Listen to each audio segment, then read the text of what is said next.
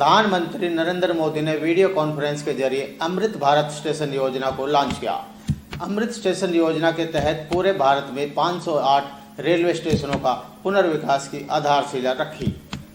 इसी कड़ी में 25 करोड़ रुपए की लागत से पटौदी रेलवे स्टेशन का भी पुनर्विकास होगा। हरियाणा के गवर्नर बंडारू दत्तात्रेय और केंद्रीय राज्य मंत्री राव इंद्रजीत सिंह ने पटौदी रोड रेलवे स्टेशन पहुंचकर स्टेशन के पुनरुद्धार कार्यक्रम में शिरकत की। इस मौके पर विधायक सत्यप्रकाश जरावता और रेलवे के अधिकारी भी मौजूद रहे। कार्यक्रम में पहुंचे हरियाणा के राज्यपाल ने कहा कि अमृत स्टेशन योजना के तहत हरियाणा के 15 स्टेशनों को चुना है, जिसके लिए रेल मंत्री और प्रधानमंत्री का धन्यवाद किया और कहा यह हरियाणा के विकास में बहुत बड़ा योगदान होगा। प्रदेशवासियों की ओर से सरकार की तरफ से बधाई देना चाहता हूं। पड़ली मंडी के निवासियों को पटौदी रोड रेलवे स्टेशन के पुनरुद्धार के लिए बधाई देता हूं। ये आप सभी के लिए महत्वपूर्ण है। प्रधानमंत्री रेल मंत्री हर भारतीय की सुख सुविधा के लिए निरंतर समर्पित है। गाना याद आता है, जब मैं कॉलेज में पढ़ा करता था तो एक काबली वाला नाम का एक फिल्म आया और उसमें एक बच्चे को, इस काबली जो हीरो था इस फिल्म का, उस हीरो को एक बच्चा मिला। उसके माँ बाप नहीं थे, सड़क पर मिल गया। उसको पता नहीं था कि ये मुसलमान है कि ये हिंदू है। और वो गाना गाता है कि ना तू हिंदू बनेगा ना तू मुसलमान बनेगा, इंसान की औलाद है, इंसान बनेगा। पिछले दिनों के अंदर हमारे हरियाणा के अंदर दुर्भाग्यपूर्ण जो वातावरण फैल गया, दंगे फसाद हुए, इससे मुझे चिंता है।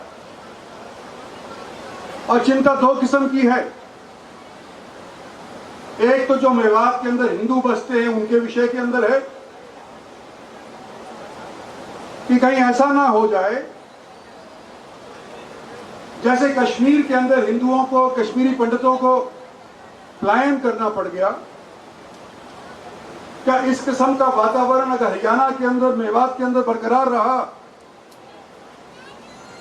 तो यहां से भी क्या हिंदू पलायन कर सकता है? इस विषय के अंदर मेरे को चिंता है। और दूसरी चिंता मेरे को यह है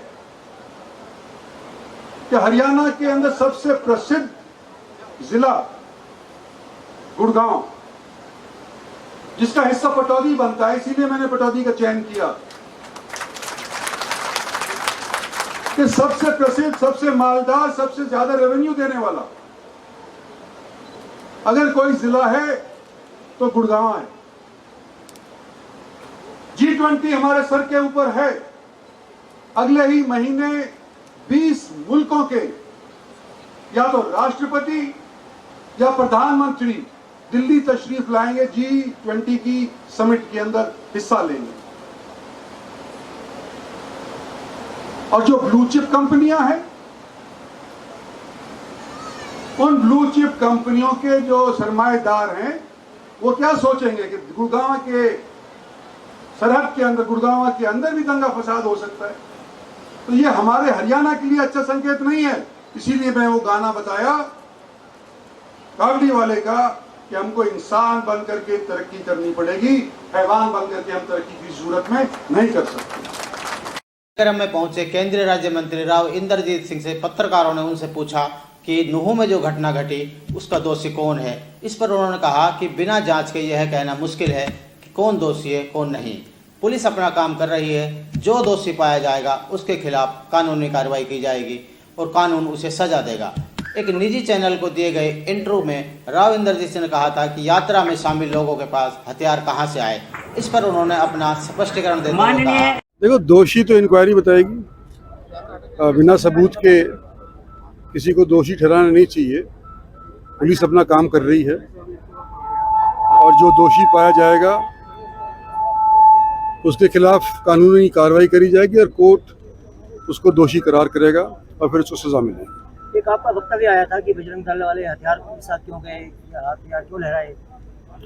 हथियार मैंने ये कहा था कि दोनों समुदाय के बीच के अंदर क्यों आए, ऐसा वातावरण क्यों बना कि जहाँ पर अमन और चैन हमेशा के लिए कायम रहा करता था। 75 साल आज़ादी के उस दौरान जहाँ पर अमन और चैन कायम रहता था, अब ऐसी क्या वजह हो गई कि उसका तुष्टीकरण हो गया, तनाव पैदा हो गया। तो तनाव किस वजह से पैदा हुआ है, इसकी भी जांच होनी चाहिए, और जो लोग इसके लिए जिम्मेदार हैं उनको सज़ा मिलनी चाहिए, ये मैंने कहा था। और आज भी मैं ये कहता हूँ कि जब पुलिस इंक्वायरी कर रही है, जायज़ तौर के ऊपर इंक्वायरी हो रही है, तो उन लोगों को जिन्होंने इसके अंदर इस दुर्भाग्यपूर्ण घटना को अंजाम दिया, उनके खिलाफ कार्रवाई होनी ही चाहिए, क्योंकि केवल मेवात का या गुड़गांव का नुकसान नहीं हो रहा है, सारे हिंदुस्तान का भी नुकसान हो रहा है। और गुड़गांव जो मिलेनियम सिटी कहलाई जाती है, इसके दरवाजे के ऊपर आज के दिन अगर हिंसा हो, मेवात जो एनसीआर का एक हिस्सा है उसके अंदर हिंसा हो, तो हमारी छवि विदेश के अंदर क्या जाती है, हमारी छवि देश के अनेक हिस्सों के अंदर क्या जाती है। और अगर हम अगले 2-3 साल के अंदर 30 तक $5 ट्रिलियन की इकॉनमी बनना चाहते हैं, तो अमन चैन का ही रास्ता तय करना पड़ेगा। विवाद के रास्ते से हम वहाँ लक्ष्य प्राप्त नहीं कर पाएंगे, ये मेरा कहना है। सरकार ने जो ऑफिसर थे, अगर उस यात्रा का अगर डीसी ने इजाज़त दे दी थी, तो इसका फर्ज भी था कि उस दिन यात्रा के दिन उसको मेवात में उपस्थित होना चाहिए था। एसपी साहब लंबी छुट्टी लेकर के चले गए थे। जब सोशल मीडिया के ऊपर अनेक किस्म की बातें चल रही थीं, उस दौरान टेंशन पैदा हो गया था, तो अफसरशाही को वहाँ मौजूद रहना चाहिए था, ये मैं मानता हूँ। और सरकार ने उनके खिलाफ संज्ञान लिया और उनको हटा भी दिया है आज के दिन। लेकिन अगर वो होते तो शायद ये बात ना हो पाती। अगर ताउड़ू के अंदर जो आज से 7-8 साल पहले वारदात हुई थी, उस टाइम के अंदर भारत सरकार की होम मिनिस्ट्री ने ये तय कर लिया था कि यहाँ पर आरएएफ का कैंप स्थापित करा जाएगा। उसकी ज़मीन भी इंद्री गांव के लोगों ने सन 17 के अंदर मुहैया कर दी गई थी। वहाँ पर अगर सीएलयू के तौर के ऊपर, जैसे अमूमन एग्रीकल्चर को तुम किसी और चीज़ के लिए इस्तेमाल करते हो, तो ज़मीन का CLU change of land use होता है। तो अगर चेंज ऑफ लैंड यूज़ हो जाता, उनको पानी मिल जाता, उनको बिजली का कनेक्शन मिल जाता, उनको रोड की कनेक्टिविटी मिल जाती ताकि उनके बड़े बड़े वाहन पहुँच गए होते, तो 7-8 घंटे जो आज के दिन पैरामिलिट्री फोर्सेस को वहाँ पहुँचने में लगे, जो हरियाणा की पुलिस को वहाँ पहुँचने में लगे, वो शायद ना टाइम इतना लगता और ना ही शायद इस तरह की हरकत वहाँ पे होती।